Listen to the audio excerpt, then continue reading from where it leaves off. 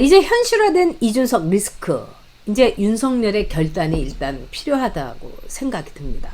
그러니까 오늘 이제 만난 분이 굉장히 이렇게 정치 쪽에 관심도 많고 그런 분이에요. 제가 아주 아끼는 후배인데, 윤석열한테 우리가 열광했던 이 검찰총장 때에 윤석열의 그런 간결한 메시지. 그때 윤석열이 말도 많이 하지 않았잖아요.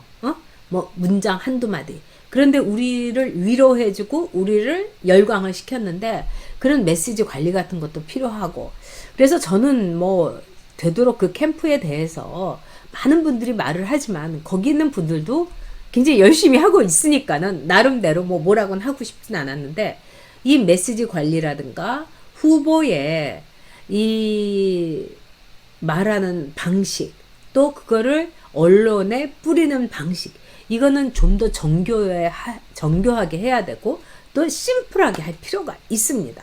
그런데 이준석이 오늘 이런 말을 했어요. 자기가 홍보 본부장, 이거 MC가 이렇게 물었어요. 아니, 당 대표면 상임선대 본부장 이렇게 해야, 상임선대위원장인데 왜 홍보 본부장을 맡으려고 했냐 했더니, 그건 내가 맡으려고, 자기가 맡으려고 했다는 거예요. 그러니까 윤석열 후보는 이준석이가 해달라는 대로 다 해준 거예요. 자기가 홍보 본부장을 하겠다고 한 거예요. 그러니까 열심히 해봐라 이러면서 그 자리까지 이중으로 준 거 아니겠습니까?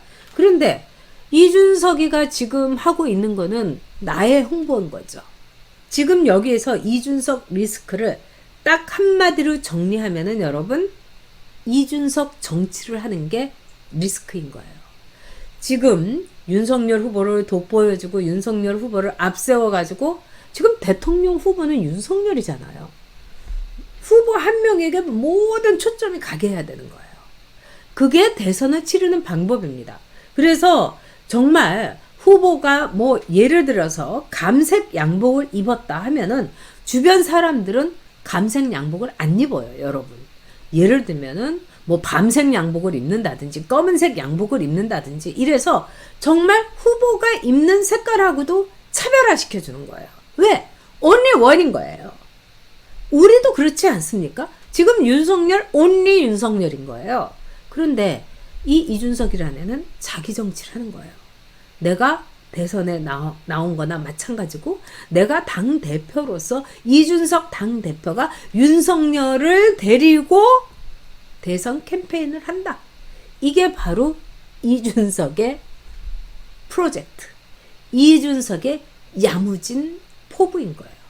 자, 여러분, 이런 이준석 어떻게 하시겠습니까? 안 됩니다, 여러분. 그리고 지금은 그렇다 하더라도요, 계속 문제를 야기시킬 거예요. 지금 마이너스 97대 이러면은 마이너스 87, 마이너스 77, 마이너스 67, 열흘 간격으로 다 나올 거예요.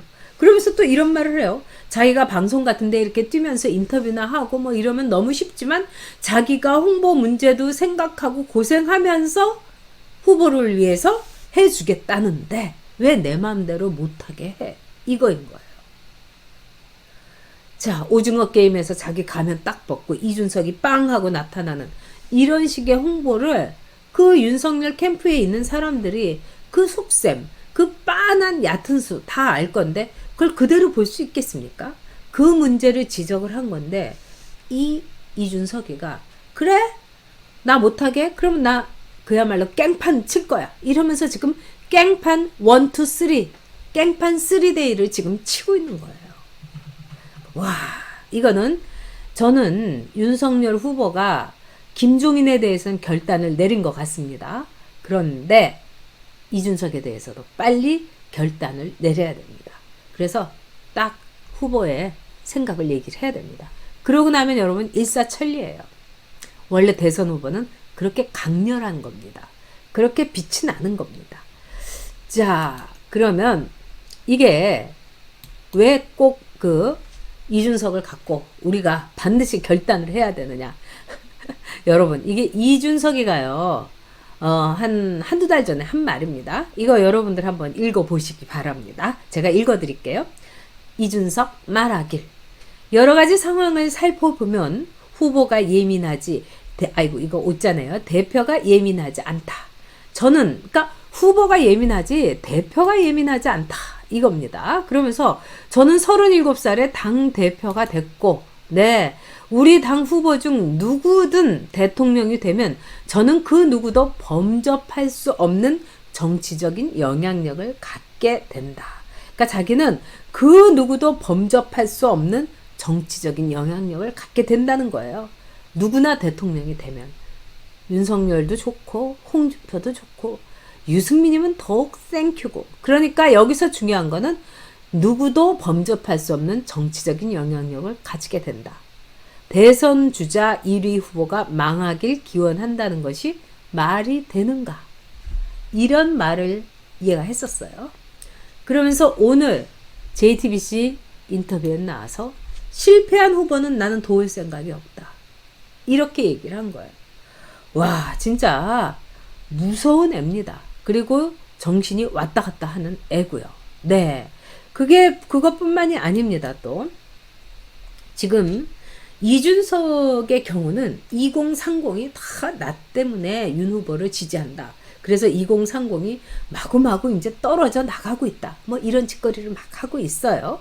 그런데 이 문제에 대해서 제가 보기에는 윤석열 후보 캠프에서 냉정하게 봐야 된다고 봅니다. 지금요, 예를 들면은 얼마 전에 김소연 그 변호사가 올린 트윗이 있는데 아주 잘 올렸어요. 어저께 같습니다. 뭐라고 했느냐? 자, 2030 지지, 뭐 청년 지지, 뭐 이대녀 지지. 왜 그 많은 지지율을 이런 식으로 분리하고 구획짓고 이러느냐? 이거 굉장히 잘못된 거다 이겁니다. 저도 맞다고 생각을 해요. 자, 윤석열을 지지할 수 있는 매우 복잡하면서 중첩되는 여자면서 뭐 40대면서 뭐 호남에 있으면서 윤석열 지지할 수 있는 거예요. 근데 여자 40대는 무조건 이재명이고 뭐 이런 식으로 구획 정리를 하고 2030은 무조건 이준석을 지지하고 이준석을 따라서 다 간다. 이렇게 볼 수는 없죠. 그러나 한편으로는 이런 점은 있었을 겁니다. 지금 2030에 대해서 이 젊은 친구들은 저도 이해를 해요. 너무 힘들고 그렇기 때문에 누군가 우리를 위해서 뭐 거창한 일을 해주기보다는 우리를 알아주고 우리의 존재감을 좀 보여줄 누군가를 기다렸는데 그게 바로 이제 이준석이었던 거죠. 그러니까 자기들의 아바타처럼 된 거예요. 그래서 이런 말도 합니다. 그 이준석이 하는 거 다 유치하고 정말 속보이고 이런데 또 이준석이 이 자맹한다고 하면 불쌍해. 나 그 직장에서 꼰대한테 맨날 우리 상사한테 부장님한테 야단 맞는 거하고 똑같네. 나 갈부는 거하고 똑같네. 이런 식으로 해서 일시적으로 이게 있는데 제가 보기엔 이 점에 대해서는 윤석열 후보가 결단 내리고 이 2030에게 진정성 갖고 이야기를 하면 되는 겁니다. 또 이 윤석열 캠프의 이 인적 상황 이거 과감히 정리할 필요가 있습니다. 제가 볼 때는 이 윤석열 캠프 조금 기동대 그리고 별동대 이런 식으로 해서 빨리빨리 움직여야 되는데 굉장히 느려요. 그 다음에 이 후보의 말이라든가 거기서 나오는 메시지가 너무 난삽해요. 윤석열 후보가 트윗 같은 거 올리는데 너무 길어요. 모든 트윗이라는 건 짧을수록 좋습니다. 그래서 짧게, 그래서 간단하게 그 옛날처럼 한 문장 두 문장으로 딱딱 올려야 돼요. 제일 잘했던 사람은 도널드 트럼프였어요, 여러분. 트럼프 트윗 보면은요, 두 문장, 세 문장이에요. 패러그래프가 없었어요. 이 트럼프는 트윗을 통해 가지고 광고도 안 쓰면서 완전히 돈 많이 이렇게 챙겨가면서 캠페이닝을 한 매우 훌륭한 정치 선거꾼이었죠. 네. 그런 점에서 윤석열 이 캠프에서 인적 상황이라든가 또는 방식 과감히 정리를 해야 됩니다. 그러나 가장 중요한 거는 여러분 뭐냐? 바로 이겁니다. 여러분. 제일 중요한 거는 여러분들 이제 아시는 것처럼 즉 윤석열이 대통령이 돼도 180석에 불과하다는 거예요. 그러면 저 정의당 뭐 이렇게 붙고 또 여기서 배신자 좀 나오고 이렇게 되면 굉장히 힘들어져요. 그렇기 때문에 윤석열 후보는요, 결단을 내려야 될 거예요. 제가 만일 대통령이 된다면 저는요, 몇 가지 결단을 내릴 것들이 많습니다. 제가 대통령이 된다면 이건 윤석열 후보에게도 똑같이 적용되는 겁니다. 첫째, 문재인은 울산시장 부정선거 쫙 조사해가지고 문재인은 구속시켜야 됩니다. 그리고 거기에 관련된 사람, 뭐 황은하부터 이렇게 하면 다 구속감이에요, 여러분. 그리고 뿐만 아니라 지금 이 민주당 안에서 먹이 사슬이 엄청나게 있는 거예요. 라임, 옵티머스 이것뿐만 아니라 태양광, 신라젠 어마어마하게 있는 거죠. 그런데 윤미향이도 그렇고 이재명이도 그렇고 왜 이렇게 룰루랄라 하고 있을까요? 먹이 사슬 때문에 다 얽혀있기 때문이에요. 그러면 윤석열 대통령 특기가 뭡니까? 자금은 쫙 훑는 거예요. 제가 여러분께 말씀드렸죠. 민노총 뭐 이런 것도 마찬가지예요.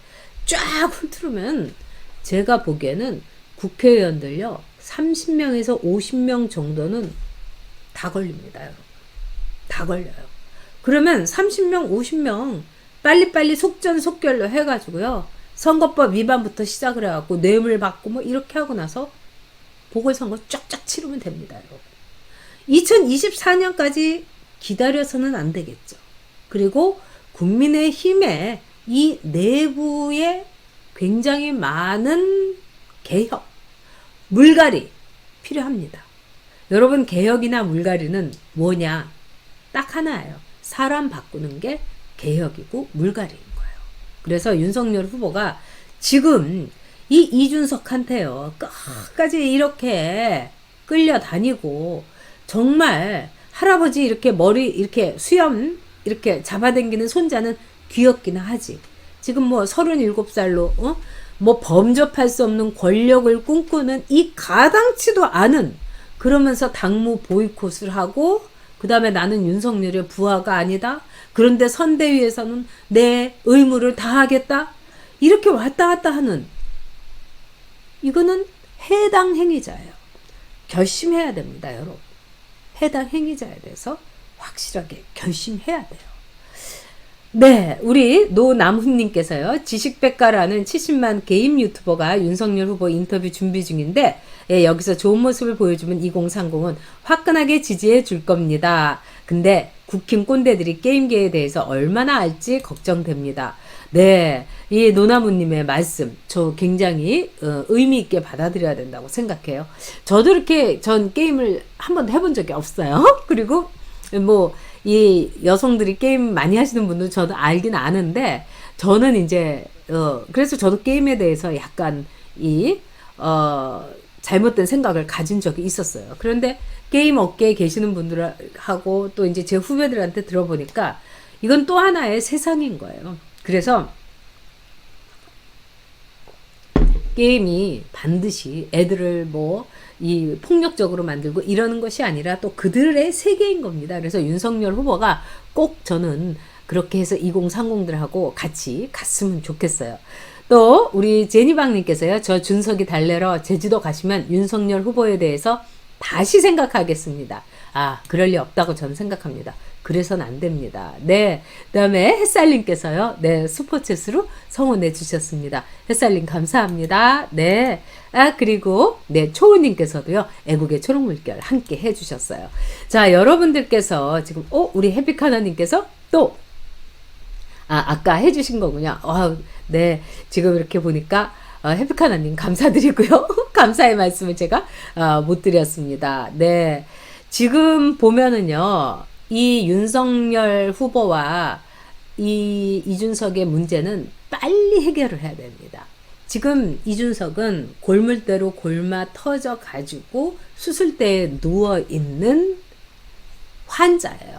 그럼 그 환자에 대해서 빨리 수술해야 됩니다. 그게 이준석한테도 좋고, 그 다음에 정권 교체를 갈망하는 우리 자신한테도 좋은 겁니다. 만약에 여기서요, 이준석을 정리하지 못하고 계속 이제 질질 끌고, 그 다음에 언론이란 언론에 나가서 하루는 김병준 씻고 또 하루는 이수정 씻고, 그 다음에 매일매일 일일 인터뷰 하면서 윤석열 후보 우리 후보는 신인이라서, 우리 후보는 정치를 잘 몰라서, 우리 후보는 뭐 상식이 없어서, 이런 식으로 해가지고는 선거 이길 수가 없습니다. 그래서 지금요, 이준석 없이 선거를 하면은 진다가 아니고요, 이준석 데리고 가면은 선거 진다. 저는 이렇게 봅니다. 그래서 앞으로 180석의 문제를 어떻게 처리할 건가. 저는 지금 이 문제를 굉장히 많이 생각하고 있습니다. 왜 그러냐? 정권 잡으면 뭐합니까? 쟤네들이 분탕질을 칠 텐데. 그리고 이준석이가 또 거기서 같이 어울려가지고 이러고 있을 텐데, 여러분. 그렇기 때문에 지금부터 과감한 과단성 있는 모습을 보여줘야 된다고 생각합니다.